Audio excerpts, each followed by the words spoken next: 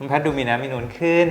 อย่างนี้เนี่ยจะต้องแบบท้องแน่นเลยท้องแน่นเลยท้องหรือเปล่าท้องหรือเปล่าอยากมีลูกสักกี่คนอยากให้ลูกเป็นลูกผู้ชายหรือลูกผู้หญิงไปไหนเขาก็ถามว่าแฝดเลยไหมหนูบอกอ้าวไม่ให้ลองก่อนหรอ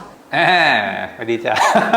วันนี้เรามาในทีมชุดนอนเลยนะครับเพราะว่าเราจะมาตอบคำถามทุกเรื่องบนเตียงเลยนะฮะที่แฟนๆของช่องแนนพัตตี้สงสัยกันเข้ามาในช่วงนี้ก็จะมีเรื่องที่มันฮอตฮิตร้อนแรงมากๆเลยอยู่หนึ่งเรื่องนั่นก็คือปิงปิงปิงปิงปิงปิงคุณแพทดูมีน้ำมีนูนขึ้นอ้วนขึ้นอย่างนี้เนี่ยจะต้องแบบท้องแน่นเลยท้องแน่นเลยเขาท้องไม่ได้เขายังไปดูคอนเสิร์ตของพี่แดนนั่นก็แบบว่าเต้นโยกย้ายใส่สะโพกอยู่เลยตกลงน้องแพทท้องหรือเปล่าท้องหรือเปล่าท้องหรือเปล่ายังค่ะน้ำหนักเยอะขึ้นจริงๆขึ้นมาประมาณ3โลได้3โลใช่ป่ะถ้าจาก43 44 45 46ใช่เหตุเพราะอะไรอ่ะกินเยอะขึ้นแต่ก็เป็นสิ่งที่เราตั้งใจนะด้วยเหตุผลว่าเราก็เตรียมที่จะมีน้องนี่แหละคิดว่าอาจจะต้องแบบขุนตัวเองขึ้นมาหน่อยให้แบบสุขภาพร่างกายดีแข็งแรงก่อนที่จะแบบมีเขาอะไรอย่างนี้แฟนๆก็รออีกทีหนึ่งว่าน้องจะมาเมื่อไหร่นะคะครับก็ถือว่าเป็นข่าวดีของแฟนช่องแนนพัตตี้นะครับที่ลุ้นในคู่เราว่าอยากจะให้มีน้องๆน่ารักมาวิ่งอยู่ในบ้านนะครับผมใช่แต่เราก็มาตอบคำถามนี้ก่อนเพื่อที่ทุกคนจะได้ไม่ต้องแบบใช่หรือเปล่าใช่หรือเปล่าถกเถียงกันมันใช่นั่นเห็นขึ้นรถแล้วดูเดินระวังอะไรเงี้ยมีคอมเมนต์ว่าเห็นตอนไปคอนเสิร์ตแล้วแบบดูขึ้นลงน้องดูระวังมากๆเลยว่าแบบต้องมีแล้วแน่ๆเลยยังค่ะตอนนี้ยังถ้าเกิดจะมีลูกเนี่ยคิดว่าอยากมีลูกสักกี่คนรับหนูว่าส่วนตัวหนู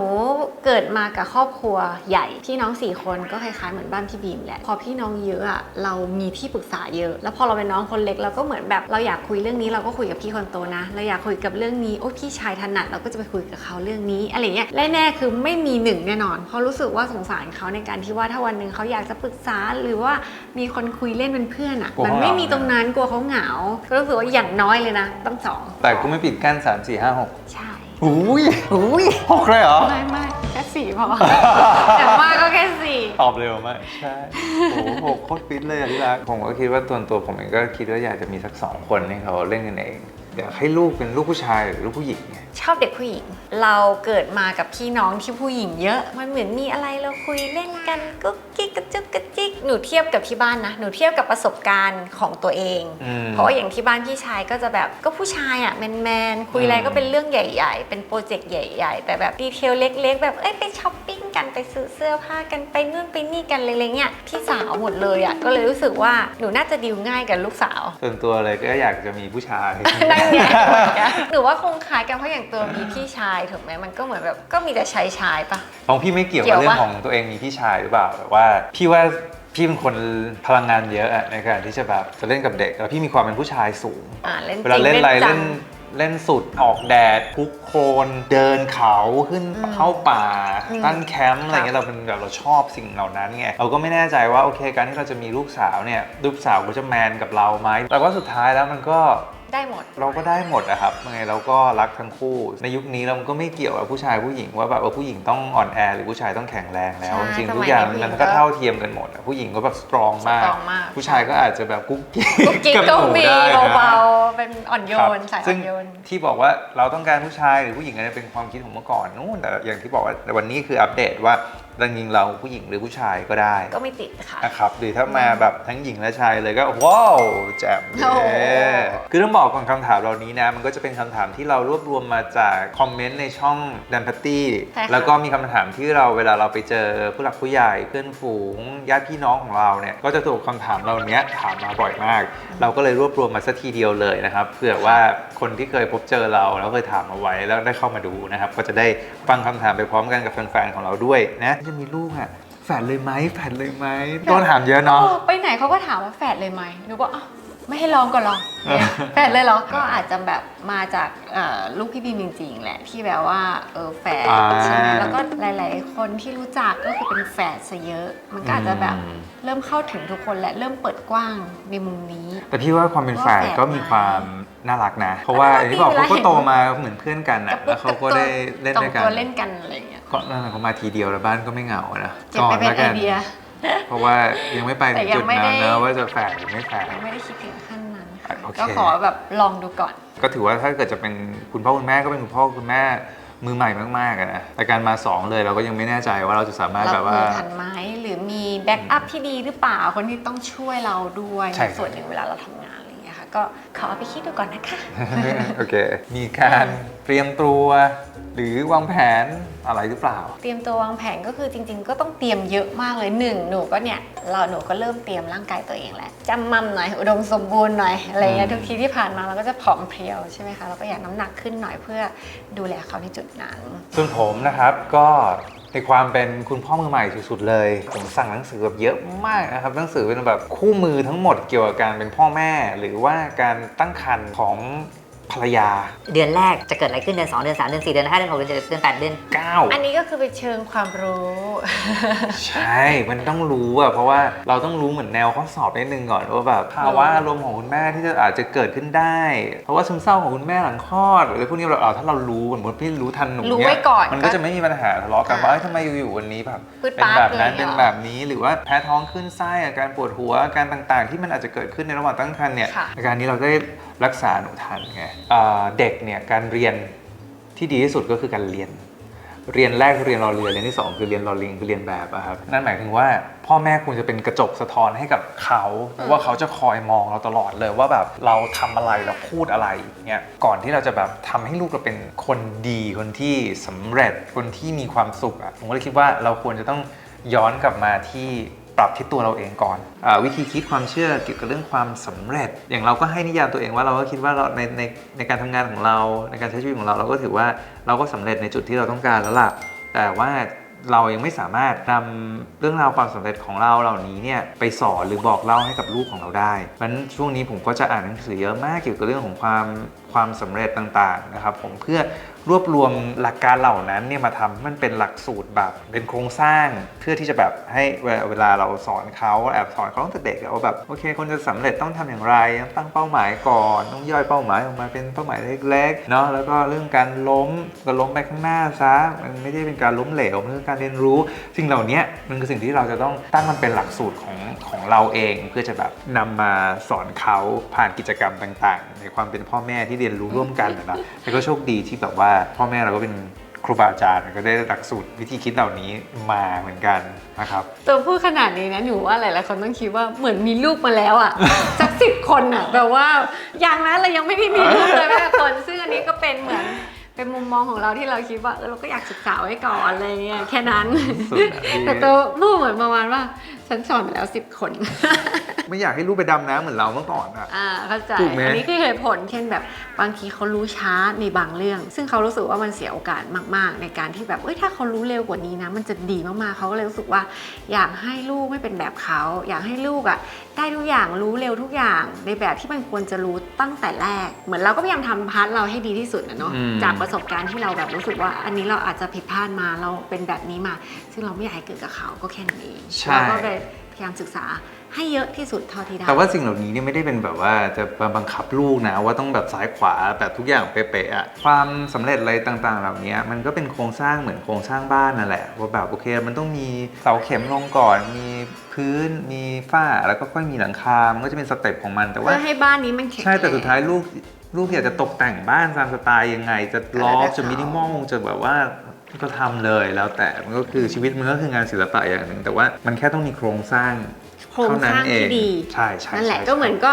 อย่างที่บอก ก็เลยศึกษาโครงสร้างเหล่านี้ ใช่เพื่อให้ลูกอย่างน้อยได้รู้สุดท้ายเขาจะทำไม่ทำอันนั้นก็แล้วแต่เขาแหละ ข้างบนอันนี้นะครับเป็นเกี่ยวกับการลงทุนนะวิธีคิด mindset การเงินเรื่องของจิตวิญญาณความสำเร็จ อันนี้เรื่องธุรกิจก็ไล่ลงมาข้างล่างนี่ความสำเร็จ ส่วนอันนี้ก็เป็นหมวดหมู่แม่และเด็กที่เราจะพูดถึงกันนะครับผมอันนี้เป็นกันแบบว่า40สัปดาห์เพื่อรู้ว่าพัฒนาการของคุณแม่คนนี้เนี่ยแล้วพัฒนาอย่างไรการคลอดสไตล์คุณแม่ญี่ปุ่นคอยเช็คกันนี้นะแล้วว่าต้องกินอะไรบ้างในช่วงเวลาที่คุณแม่ตั้งครรภ์3 เดือน 5 เดือน 6 เดือนเล่มอย่างเล่มเนี้ยมันก็จะบอกว่าแบบว่าโอเคคุณแม่มีภาวะอะไรได้บ้างในตอนที่ตั้งครรภ์เพื่อให้ผมได้รู้ก่อนแล้วก็จะช่วยเหลือหรือว่าดูแลน้องแพทได้ทันนะคะที่รักส่วนเกี่ยวกับเรื่องของการศึกษาก็จะมีอย่างนี้มอนเตสซอรี่ที่เราจะต้องเอามาอ่านดูมีแนววอร์ดอฟนะฮะก็ต้องรู้แล้วก็มา ปรับใช้ในแบบของเราอย่างสแกนดิเนเวียนนี่คือจริงจังแค่ไหนอ่ะเพราะว่าเขาอ่านอันนี้ได้แรงบันดาลใจเลยก็จะชวนน้องแพทบินไปที่สแกนดิเนเวียนกัน เร็วๆนี้เดือนนี้ไปเพื่อมันเป็นแบบอินสปิเรชันให้กับเราโอเคจริงๆแล้วคุณพ่อคุณแม่ก็ถือเป็นอาชีพหนึ่งนะครับเราก็จะต้องเรียนรู้นิดหนึ่งเพื่อให้เราสอบผ่าน เขาก็ประเภทที่ว่าแบบพอเริ่มจะอยากรู้อยากศึกษาอะไรใช่ไหมคะก็จะแบบอยากรู้ให้มันลึกจริงๆอ่ะบางหนังสือพูดอย่างหนึ่งบางเล่มก็พูดอีกอย่างหนึ่งสุดท้ายก็ต้องมาตกผลึกกันอีกทีว่าแบบเราเชื่ออันไหนแล้วเรารู้สึกว่าอันไหน make sense กับเราถูกปะเพราะแต่หนังสือบางทีมันก็พูดไม่เหมือนกัน ใช่แน แต่ ว ละ คิด ค คน วามเชื่อแต่คนไม่เหมือนกัน วิธีเลี้ยงไม่เหมือนกันแต่ละบ้านก็เชื่อแบบนั้นมาเสมออะไรอย่างเงี้ยค่ะสุดท้ายก็ต้องอัดแอปกับเรา ปรับใช้ในแบบเรา แต่เราก็พยายามหาความรู้ให้ได้เยอะที่สุด เพื่อสุดท้ายเราจะมีความรู้ที่เยอะมากแล้วเราก็ดึงมาใช้ว่าเอ้ยเราเกิดเหตุการณ์นี้เราควรจะดึงของคนนี้ว่าอ๋อเกิดเหตุการณ์นี้อาจจะดึงของคนนี้มาใช้ได้ดี รู้ให้เยอะที่สุดเท่าที่เราจะรู้ได้เป็นไง ภูมิใจในตัวหนูให้เลย ภูมิใจ ตัวพูดได้ดีเลยอย่างเงี้ย สิ่งเหล่านี้ถ้าเกิดยิ่งเรามีน้องอ่ะมันจะส่งทอดอย่างแบบตรงเลยอย่างเช่นคุณแม่เองก็ตามแพทรู้สึกว่าหนึ่งเราต้องแบบดูแลเรื่องจิตใจเราให้ดีมากๆไม่แฮปปี้หรืออะไรทุกอย่างอ่ะคือแบบมันเป็นสารเคมีอะไรในสมองแน่นอนที่แบบบางทีมันหลั่งตรงไปถึงลูกได้เลยจะบอกว่าก่อนหน้านี้เราก็ทำอยู่แล้ว แต่ณวันนี้เราทำหนักขึ้นเพื่อที่ว่าจิตใจของเราทุกอย่างมันแบบสเตเบิลที่สุดคลื่นที่ดีที่สุดแล้วก็นิ่งที่สุดมีสติที่สุดแบบไม่หงุดหงิดง่ายไม่อะไรเราก็จะมีการฝึกสมาธิกันคิดซะว่าเหมือนแบบเวลาเราใช้ชีวิตประจำวันอะไรใช่ไหมคะออกไปอาจจะคุยกับคุณพ่อคุณแม่มามีเรื่องอะไรที่มันเหมือนแบบขัดกันทำให้เราหงุดหงิดหรืออะไรการนั่งสมาธิในที่นี้เนี่ยคล้ายๆเหมือนกับเรามีถังน้ำหนึ่งใบที่น้ำมันขุ่นน้ำมันขุ่นในที่นี้คือเป็นเรื่องของมีแต่เรื่องวุ่นวายเรื่องนู้นเรื่องนี้เรื่องข่าวแต่การนั่งสมาธิเหมือนกับการเอาสารส้มลงไปแกว่งในน้ำเพื่อทำให้น้ำนั้นมันใสคือการที่เราเหมือนล้างจิตใจทั้งหมดออกไปอะไรที่ไม่ดีอะไรที่เป็นขยะอยู่ในตัวเราเนี่ยก็คือออกไปบางคนอาจจะกำหนดที่ลมหายใจเข้าออกก็คือเหมือนตรงไหนจับจุดได้เยอะที่สุดเช่นเหมือนแบบปลายจมูกจับจุดได้เยอะเวลาเราหายใจเรารู้สึกตรงเนี้ยเราก็แค่เพ่งเล็งไปที่ตรงนี้หรือบางคนอาจจะรู้สึกว่าขอจับที่หน้าท้องป่องกับท้องยุบก็คือจับที่ตรงนั้นก็ได้คืออะไรก็ตามที่ให้เรามีโฟกัสอยู่แค่ตรงนั้นอย่างใดอย่างหนึ่งแค่นั้นเองค่ะคือง่ายมากๆเอาจริงๆแล้วมันคือไม่ได้มีอะไรเลยคือหลายคนก็อาจจะเป็นกิจกรรมที่ไม่ชอบแล้วก็อาจจะรู้สึกว่าน่าเบื่อกับการแบบว่านั่งสมาธิแต่ว่าผมเองเนี่ยบางครั้งก็กังวลกับอนาคตที่มันยังมาไม่ถึงหรือว่าเอาตัวเราเนี่ยไปย้อนอยู่กับอดีตแห่งความเสียใจความเสียดายซึ่งมันก็ผ่านมาแล้วนะครับความสุขอันเดียวก็คือการที่เราอยู่กับปัจจุบันได้ซึ่งการอยู่กับปัจจุบันนะจริงๆมันก็คือการใช้ประสาทสัมผัสทั้ง5ของเราแหละครับรูปรสกลิ่นเสียงสัมผัสก็อยู่กับปัจจุบันการออกกำลังกายแต่ก็อยู่กับออกนะเช่นยกฉันยกอยู่ยังยกเมื่อก่อนจะกินเร็วจนแบบไม่รับรสเลยเพราะว่าจะทำงานเยอะแล้วกินไปกินเหมือนกินแบบกินผ่านๆไปอะเอาให้อิ่มอะแต่ทุกวันนี้แบบช้ามากผมทำอะไรทุกอย่างช้ามากทั้งกินแบบค่อยๆเข้าปากแล้วแบบรับรสว่าอร่อยจังอันนี้เค็มไปอันนี้เริ่มมีสติมากขึ้นนะครับกับการฝึกเป็นการเดินอย่างเงี้ยเมื่อก่อนก็เดินชนนู่นชนนี่เต็มไปหมดนี่ก็เดินช้าครับก็แบบอยู่ว่าเรากำลังเดินอยู่คือถ้าไปวัดมันก็เหมือนการเดินจงกรม เหมือนเดินจงกรมสมมติเรานั่งทำงานอยู่เราก็แค่นั่งทำงานจดจ่อแต่เราจะไม่ได้นั่งทำงานแล้วนั่งไปคิดว่าใจลอยอะนะจะต้องไปไหนบ้างเดี๋ยวพรุ่งนี้ความกังวลมาหรือแบบเรื่องที่บ้านยังไงดีเพิ่งทะเลาะกับแฟนมายังไงดีแต่นั่งทำงานอยู่อย่างเงี้ยอันนี้ก็คือจะไม่ใช่อันนี้ก็เปลี่ยนเป็นคนใหม่แล้วตอนนี้แบบเริ่มช้าเกินเลยเบาเกินเลยควบคุมอารมณ์ตัวเองได้ดีมากๆอันนี้คือข้อดีของการฝึกสมาธิการมีสติรู้เช่นสมมติใครมาปาดหน้าปุ๊บเราก็จะมีสติรู้ก่อนว่าเขาอาจจะแบบรีบนะเขาอาจจะมีเรื่องฉุกเฉินนะไม่ได้อะไรอย่างเงี้ยแต่พอเราบางทีเราไม่มีสติ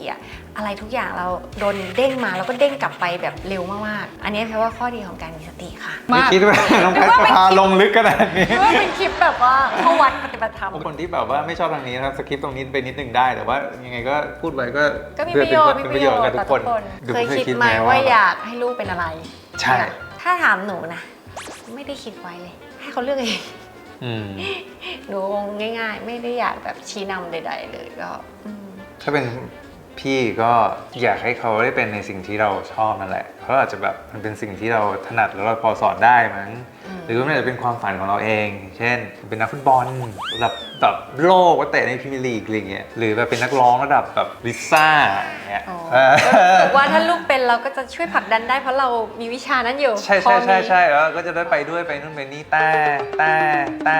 มันคือสิ่งต้องห้ามสำหรับคุณพ่อคุณแม่นะครับเพราะว่าอย่าเอาความฝันของตัวเองไปยัดใส่ลูกคาดหวังว่าให้เขาเป็นนู่นเป็นนี่อย่างที่เราต้องการมันจะเป็นความทุกข์แล้วก็ความกดดันของลูกเองก็สุดท้ายให้เขาเลือกนะครับเราสองคนก็มีหน้าที่แบบเฝ้าสังเกตว่าเขาชอบอะไรสนใจเรื่องไหนแล้วเราก็ค่อยๆซัพพอร์ตในด้านนั้นเขาไปดีกว่าเพราะว่ามนุษย์เราเกิดมาก็มีความเป็นเอกลักษณ์ในแบบของตัวเองนะเขาเกิดมาเพื่อสร้างสิ่งที่ยิ่งใหญ่ในแบบของเขาให้กับโลกใบนี้นะครับผมใช่เพราะว่าถ้าเขาทำอะไรที่เขาแฮปปี้มีความสุขแล้วเชื่อว่ามันก็จะทำได้ดีมากๆใช่แล้วตัวเขาเองก็จะแบบมีความภูมิใจแล้วก็มีความสุขในการแบบทำงานใช้ชีวิตของเขาด้วยนี่พรุ่งนี้เหมือนจะเปิดคอร์สออนไลน์ ก็เขาก็พอจะมีเตรียมนิดนึงแต่นี่ในความเป็นเราสองคนมันจะเป็นแบบนี้แหละคือเราตั้งใจที่จะทำอะไรแล้วเนี่ยมันก็ต้องแบบมันก็ต้องสุดนะแล้วยิ่งนี่เป็นเรื่องของแบบลูกด้วยโอ้สุดจริงๆอีกอันนึงสุดท้ายคือเตรียมกันหนักๆเลยอ่ะคือเรื่องอะไรหนูว่านะอีกอย่างหนึ่งที่เราไม่เคยได้เตรียมไว้เลยคือเรื่องบ้านเรื่องบ้านเอาจริงบ้านหลังเนี่ยเราสร้างขึ้นมาคือเราไม่ได้คิดสำหรับเรื่องการจะมีน้องเลยเพราะตอนนี้เราก็คือ50-50อยู่เกี่ยวกับว่าจะมีลูกหรือไม่มีลูกดีใช่แต่เปอร์เซ็นต์ไม่มีมันก็เยอะนะวันนั้นรู้แล้วไหมหนูอะรู้นะแอบรู้ลึกๆว่าถ้าเกิดจะมีเด็กจริงๆต้องเตรียมอะไรบ้างเพราะว่าจากประสบการณ์หลานที่บ้านคือรู้เลยว่ามันต้องมีห้องสำหรับเขานะถ้าเรายังไม่อยากให้มันบ้านมันรกเราก็จะมีห้องนึงที่แบบเอาเลยละเลงเลยอยากทำอะไรทำซึ่งอันนี้ก็เป็นเรื่องที่เราก็เพิ่งมาถกเถียงกันในวันที่เราคิดว่าจะมีถกเถียงปรึกษากันว่าอนาคตเราจะแผนบ้านประมาณยังไงจัดสรรห้องยังไงดีเพราะเราก็ไม่ได้เตรียมไว้เท่าไหร่แต่ก็คิดว่าก็คงไม่ยากก็พออะไรค่ะพอปรึกษาแล้วก็อ่านข้อมูลกันเตรียมจัดบ้านเพื่อลูกแล้วเนี่ยก็คิดว่าเราทำได้นะครับแพลนคร่าวๆแต่ก็ยังไม่ได้ตกผลึกอะไรมากนะเพราะว่านี่ยังไม่ได้มีขอย้ำอีกครั้งว่ายังไม่ได้มีนะเขาคิดว่าเรามีแล้วนี่ละเตรียมก็จะให้ทุกคนได้เห็นว่าแบบเราไม่ใช่ว่าอยู่คิดว่าจะมีไปเลยแบบไม่จะมีก็ตั้งใจมีอย่างที่เรื่องการจัดบ้านเนี่ยคือมันมีครั้งหนึ่งที่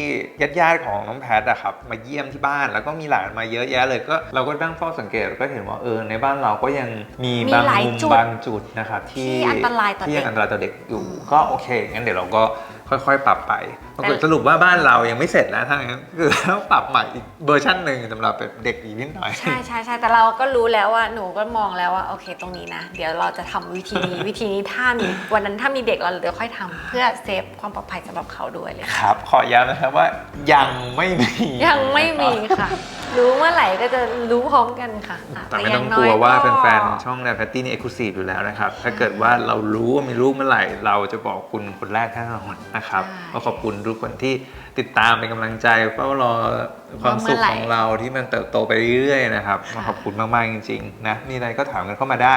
ยังไงวันนี้อีกการหนึ่งที่ต้องขอบคุณมากๆเลยคือใช่ค่ะก็ขอบคุณนะคะผู้สนับสนุนหลักนะคะคือโอมาร์ของเราค่ะนี่เลี้ยงเรานอนทุกคืนนะครับนอนสบายมากนอนหลับฝันดีแฮปปี้ตื่นขึ้นมามีความสุขนะครับแล้วก็จะช่วยทำให้เราแบบว่าสามารถมีตัวน้อยๆได้อย่างเดี๋ยวกี่บวกใจเย็น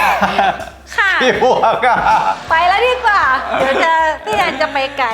ไปแล้วนะคะแล้วเดี๋ยวคลิปหน้าเจอกันค่ะบ๊ายบาย